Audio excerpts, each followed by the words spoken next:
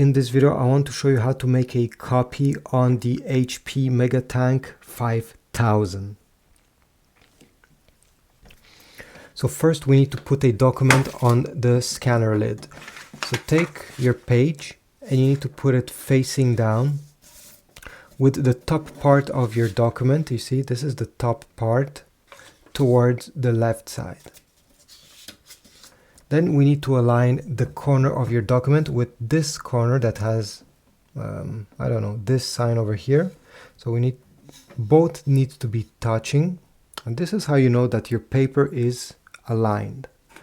Close the scan lid. Make sure you have some paper inserted right over there. And we need to go on the control panel over here. Now you see over here it says 00. This is because there's 0 copy to be made. You have to choose between a color copy, the green button over here, or a black and white copy, this one. You also have ID copy, so in case you want to simply do a copy of a small ID, well, you're going to click on this button. Let's say I want to do a color copy.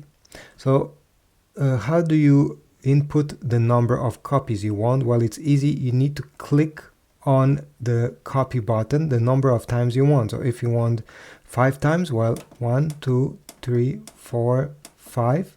Okay, it will blink and you can add. Okay, as long as it's blinking, you can add copies.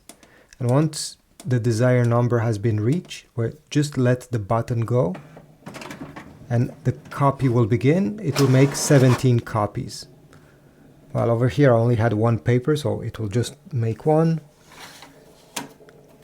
Make sure you have this output out, and usually in a few seconds it will come out.